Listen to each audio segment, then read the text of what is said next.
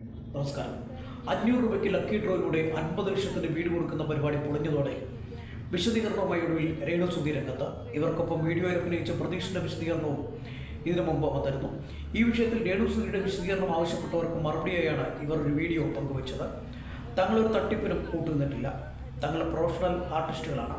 ഒരു കുടുംബത്തിന്റെ വിഷമതകൾ അറിഞ്ഞ് സഹായിക്കാനാണ് ശ്രമിച്ചത്. ഇതിലൊരു തട്ടിപ്പുമില്ല. പക്ഷേ നിയമപരമായ കാര്യങ്ങളെപ്പറ്റി തങ്ങൾക്ക് കൂടുതൽ അറിവുണ്ടായിരുന്നില്ല.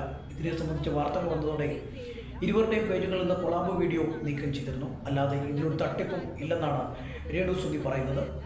കഴിഞ്ഞ ഞായറാഴ്ചയാണ് പ്രിയതാരങ്ങൾ ലക്കി ഡ്രോയുടെ പ്രൊമോഷണൽ വീഡിയോ സമൂഹ മാധ്യമങ്ങളിലൂടെ പങ്കുവച്ചത്. അധികം വൈകാതെ തന്നെ ഇത് സംബന്ധിച്ച് വലിയ വിവാദങ്ങളുണ്ടായി.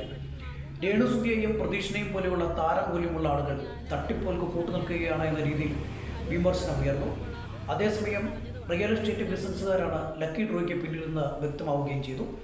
കേരള ലോട്ടറി ഒഴികെ മറ്റൊരു നറുക്കെടുപ്പും കേരളത്തിൽ നടത്താനാകില്ലെങ്കിലും തങ്ങളുടെ ലക്കി ഡ്രോ നിയമവിധേയമെന്നാണ് ഇവർ പ്രചരിപ്പിച്ചിരുന്നത്. പാണ്ടിക്കാട് കുഞ്ഞാൻ്റെ തൊട്ടടുത്തുള്ള സ്ഥലത്താണ് പുതിയ പദ്ധതിക്ക് കളമൊരുങ്ങിയത്.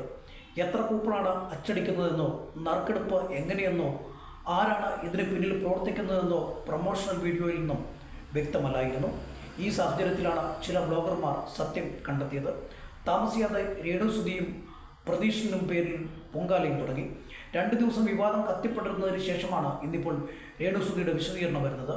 നിരവധി അവസരങ്ങളിലൂടെ തൻ്റെ അഭിനയ പ്രതിഭ പ്രത്യക്ഷമാക്കിയ രേണുസുതി ഇനിയെങ്കിലും ഇത്തരം നിഗൂഢ ഇടപാടുകൾക്ക് നിന്നുകൊടുക്കരുതെന്നാണ് ഇവരെ ഇഷ്ടപ്പെടുന്നവരുടെ ആഗ്രഹം.